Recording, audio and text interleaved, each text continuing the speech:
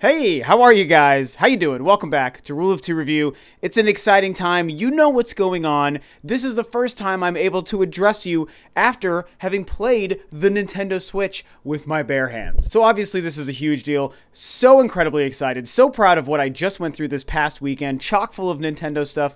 I did get these hands all over the Nintendo Switch, and it feels so good to have been able to touch those controllers, play with those controllers, play with the Nintendo Switch, play Breath of the Wild and many other Nintendo Switch games, and meet people and shake hands and talk to developers and other well-known bigger YouTubers.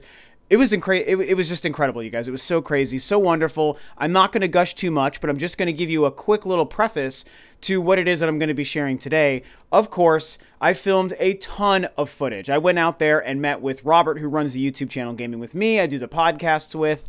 His channel is in all my description, so you can follow him if you haven't. And he was my +1 guest. I took him with me to the Nintendo Switch event.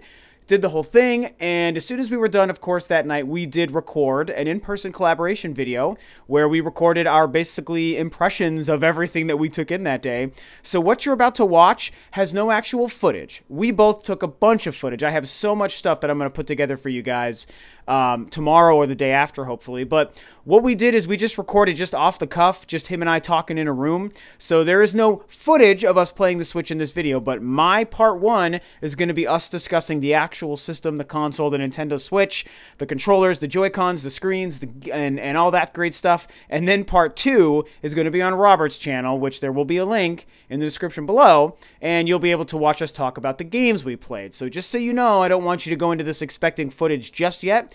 That's going to be in the next video. This is just Robert and I talking.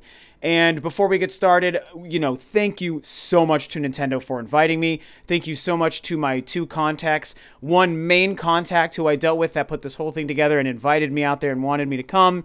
And I got to meet this person while I was there, which I was so thankful for. And I don't want to gush anymore. I'll get that stuff out later. But overall, Nintendo killed it. They put a great presentation on. They treated us fantastically. Very excited to have us there. And my contacts at Nintendo did wonderful things. And I hope to be able to work with them in the future. I really look forward to being able to do cool things with and for Nintendo, hopefully again in the future. And I'm not getting paid or anything, just so you know. Some people worry about that stuff. I ain't getting paid. That ain't me. So anyway, it was great. I'm going to shut up and let you check out Robert and I talk about playing the Nintendo Switch. Enjoy. Hello! How are you guys doing? How's it going? Look at this. We're in a whole totally different place. This is so crazy. You might recognize this awesome fellow. Yeah, we have 2 Robs in the same camera and in the same room. Yep. It's absolute insanity. But you know why this is happening, of course.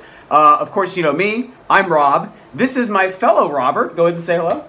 What is up, guys? It is Robert of Gaming With Me, and welcome to my room with Rob. Another Rob. Another Rob, yes. So we're here, obviously, you know, I'm in New York City. I'm visiting with other Robert, who has his own channel, Gaming With Me. You maybe follow the podcasts. So you've heard Robert many times, or you're familiar with his channel. I've got links to your channel in all the descriptions of my videos. And I'm in New York City, where Robert lives, and his awesome family has been kind of putting me up for a couple days so that we could go to Nintendo's Nintendo Switch event. It was amazing. It was amazing, which we, of course, just came back from earlier today. On Twitter, both him and I were posting a lot of stuff about it from the event, some videos and pictures. And so what we're going to do is we're going to do kind of a 2-parter here. This first part that you're watching on my channel, we're going to discuss a little bit of the actual system, the console, the controllers, the Joy-Cons, Joy-Con boys, all right, the whole Joy-Con boys. We're going to do that whole thing. And then Robert on his channel, again called Gaming With Me, I'm going to have a link to this as well. He's going to have what we're going to do as part 2. And in part 2, him and I are going to discuss the actual games that we played. So you can watch my video on my channel, you can watch Robert's video on his channel. System games is what we're going to do. So, feeling pretty good? Yes, let's do this. All right, so we played the Switch today. It was incredible. Yeah, it was incredible for 3 hours. So just quick synopsis, Robert, like what's initial feelings or whatever you took away from it today? What'd you think? It feels incredible. I really need to tell you guys that the Joy-Cons, if you have any sort of worry that they're too small or anything, they're not. They're not. At least for me, you were saying they're a bit small. Yep, size-wise when they're separated a little bit, yeah, but I'll get into that in a minute. And for me, I was playing Fast Racing Remix with them separated, and I was perfectly fine with it. And it feels like a Wii Remote and nunchuck wirelessly, and that's incredible. Because I love my Wii Remote nunchuck. We all love our Wii Remote nunchuck. It's good stuff. It's good stuff. Yeah. And to have it wireless, I mean, it's awesome. And I love it. The system itself, obviously, it's clean. The tablet, we've been taking it in and out of the dock for many of the games. Breath of the Wild, all those. And it looks fantastic. It's 720p, but it doesn't matter because honestly, it's not great. on that small screen, which small is relative. It's a big screen for a portable, but it's smaller than your TV, and it looks great. Yeah, it's what 6.2, I think. 6.2, I think, is what they confirmed. Right? We should probably know, but we've had so many things in our head. 6.2 inches. Yeah. Yeah. So I guess what the Wii U screen was. Yeah. And I remembered I actually thought I even talked about this once how.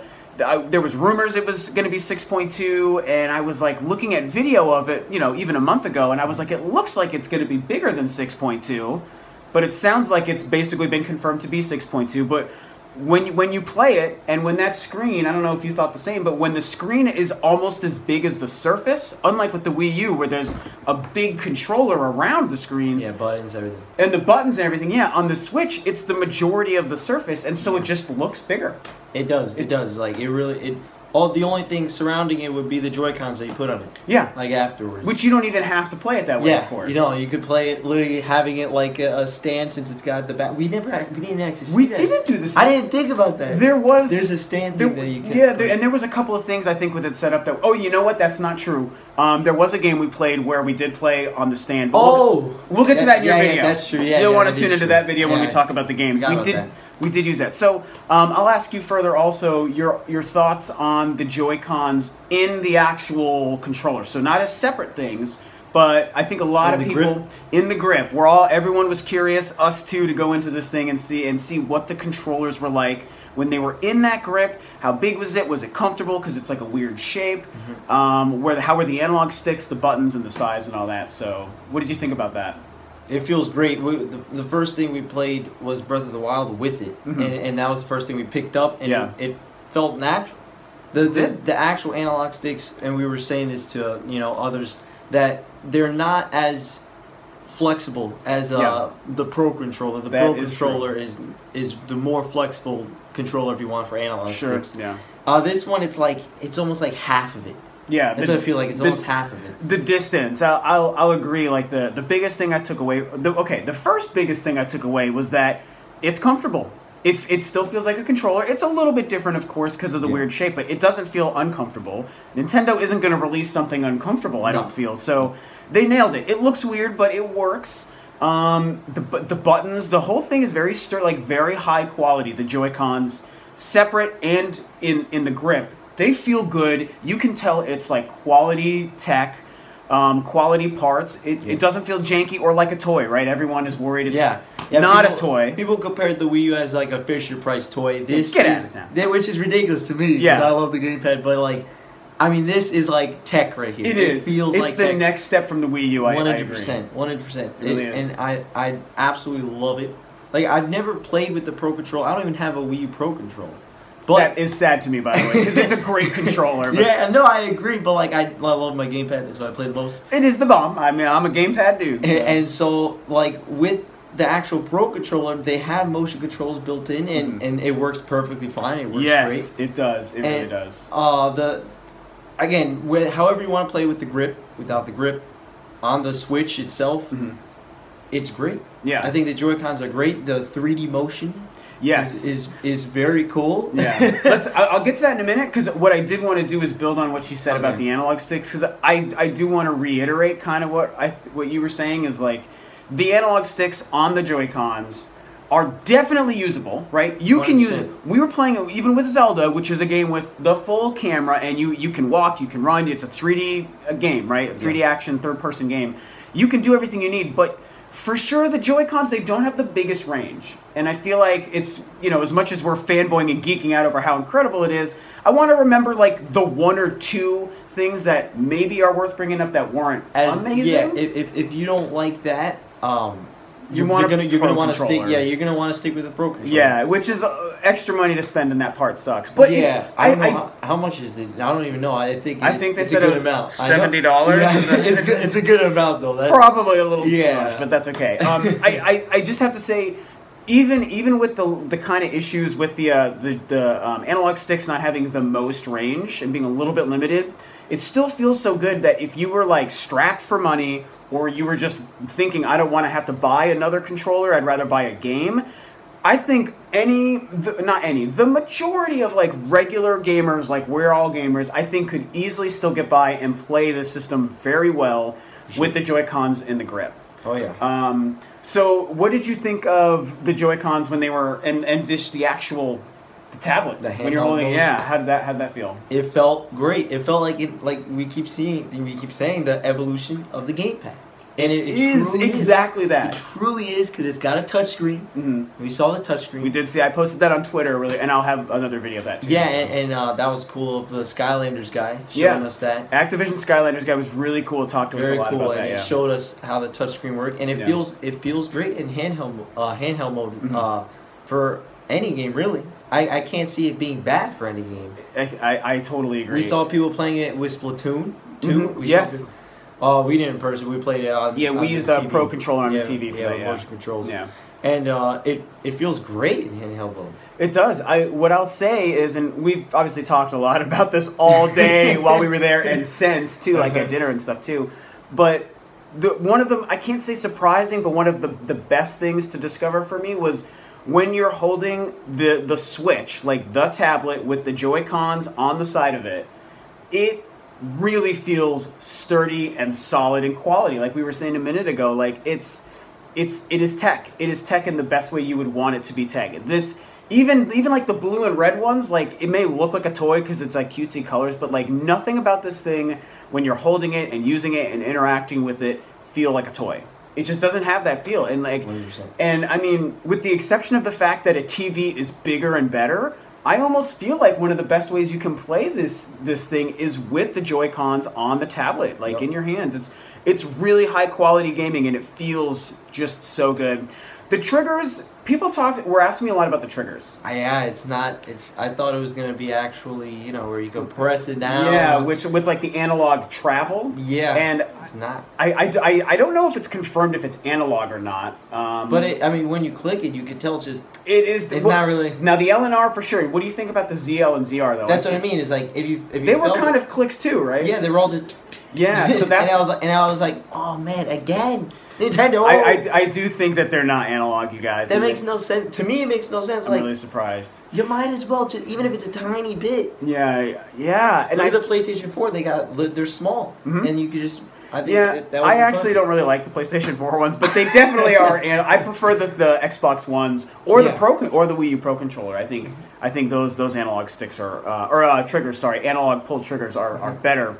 On the Switch, again, the Joy-Con controllers, not the Pro, but on the Joy-Con controllers, they just feel like it's weird because I feel like maybe because it's a portable, and they're like, well, these Joy-Con things move around so much. It's not like, I mean, he's got his Xbox controller. Like, it's not like a real controller that's always sitting on a table or a couch until you pick it up. Yeah. It's a little thing that is supposed to maybe move around with you as you travel, and you put it in your car, and you put it in a carrying bag, and your kids are using it and throwing it across the rooms. Yeah. And so they don't want it, maybe with the traveling analog aspect, they'd be more likely to break because they're kind of portable too. I'm guessing that was not anything that someone told us today. If you break it, it's your fault. I agree. You know what I mean? I agree. I'm just trying to get into the head of why Nintendo, what they were thinking when they did this. Because I agree. Like, you buy a $300 piece of tech, you take care of it. So you shouldn't have to worry about that kind of thing. But either way, I felt it was worthy to bring that part up. It is a little disappointing. But I guess, okay, two more things I'm going to ask you before we probably wrap this up. When we played with the Joy-Cons separately, not where you have one in your left hand and one in your right, but where I have one of them and you have one of them, okay. and we turn them on their side. Yeah, one per person. This little thing. What'd you think? It's actually not as little as I thought it was going to be, and I got big hands. It does have some big hands. You confirmed the handage. And like it feels good. And I actually played the one where people say it's like the worst one, where the analog stick is pushed in to it's the middle. like in the middle of the controller, yeah. Like It when you felt turn on fine. the sun. Yep, and it felt fine. Honestly, it felt 100% fine. We were playing the game. It was 2-player, and to me, it was fine. It felt comfortable. Is it the most ideal thing you're gonna play? No. No. It makes no sense. You might as well grab a pro controller. You or might as anything well else. have that pro controller. Yeah, I mean, if it comes down to that, you might as well. But for the option, it's a really good option. Yeah, it definitely works. It's interesting because there's the triggers, like we were all questioning when you turn on the side, well, how do you do this? And it's weird. There's 2 different ways to do it. Like, it's got little tiny buttons in the video footage you've all seen, and we'll post our stuff. They're tiny little buttons, and they work just fine, but they're like tiny in weird places. But what's cool is the wrist strap things that we've all seen. When you slide that on, they get 2 bigger buttons there. I think they showed this on the Tokyo presentation, they did. right? They did. And so those bigger buttons, the spacing and the size of them, they change the whole game. And then it's like the real deal. And so it makes those things bigger, and it makes those shoulder buttons, I think, way easier to use. 100%. So that's the big thing there. Last thing before we wrap up this part, I think, talking about the Switch itself. Oh, I guess we do have 2 more things now that I think about it. But first, we'll get to the HD Rumble. The whole thing about the... we didn't get to try anything that uses the IR sensor, right? I don't even know if we didn't get to do the sandwich. Oh, the sandwich thing. Yeah, we didn't get to do that. We played some other 1-2 Switch stuff, but not that. So I guess, yeah, what did you think of what we experienced of the HD Rumble? It felt so weirdly real. You know what I mean? Like, it felt like there was something traveling on your hand. Yeah. It's strange. But it's very cool tech. I don't know how they did it. It's amazing tech. I mean, and that's the key. Is it's like he tried to explain, like, I can sense the ice cubes in my thing, and doing this whole thing. And everyone's like, what? I mean, what? And we played something today that had to do with feeling things jiggling. Like, as you say, I don't know how else to say it. 1-2 switch for you. Yeah, that's the 1-2 switch. But we did. We had to feel things shaking around in another thing. We had to do that, right?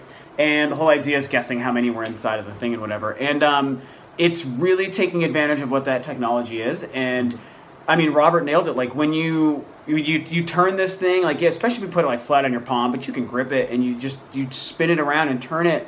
Like, it does feel like something is on the right-hand side, and then when you turn it, you can feel it move from here to here. And, like, if you were to close your eyes, you would just think you're holding a little box that has things in it. It's true. And you can tip it any way, and you can feel it almost tricks your brain into thinking there's weight moving, right? Like, it's getting heavier on this side, and and it obviously isn't.